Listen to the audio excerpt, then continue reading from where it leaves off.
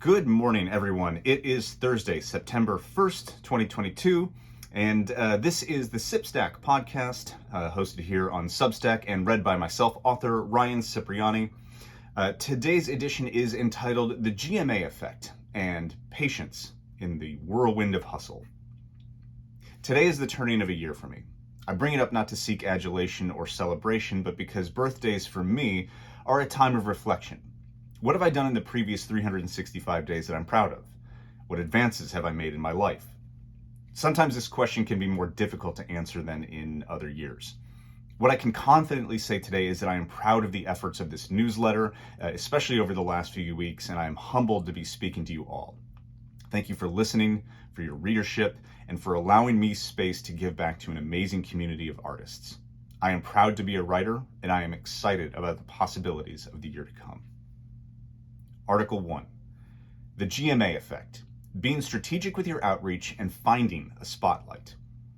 When your energy for interaction is limited, something very powerful you can do is to choose your battles and choose them strategically. Sun Tzu spoke about this. He discussed choosing a battlefield that you can arrive fresh to. Side note, if you read Sun Tzu's work metaphorically rather than directly as a diatribe on combat and warfare, there are some very valuable lessons for introverts on how to approach the world. Maybe an article for another day. All right, so let's get out of the metaphor realm and into the literal. What does choosing your battles mean as an introvert? It means that you're going to have to make the most strategic decisions you can for your writing career. Making strategic decisions means asking a lot of questions. The agent or publisher you want to be connected to, who are they connected to? How can you approach person A to get an introduction to person B? What are the most critical connections to have, and how do you develop them as fast as possible? See, rather than taking the volumetric approach and putting yourself out there everywhere as much as possible, you're going to need to have a very, very specific path to follow. If networking events seem overwhelming, but you want to build your network, you have to figure out how to connect with exactly the right people with the fewest interactions as possible. Then save your energy for those interactions and make them count. How about the real world of rejection? How do you get readers to notice your work when you are risking both energy and being rejected? Again, you could take the volumetric approach and try to ignore your introversion to bulldoze your way through interacting with as many potential readers as possible. Or you could get someone else to do the talking for you. People love reviews, and they trust them coming from other people in their network, even a perceived network. You don't need to approach the whole group. You just need to figure out who the group trusts. You might call this the Good Morning America effect.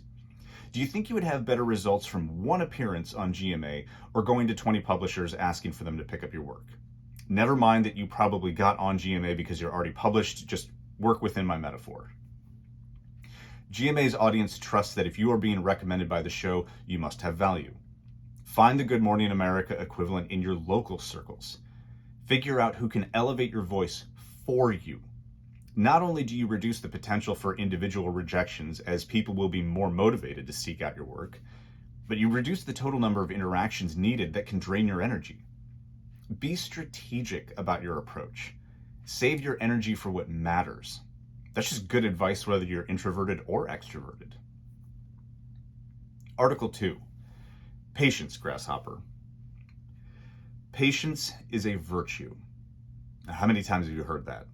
And how many times have you believed it? Me too.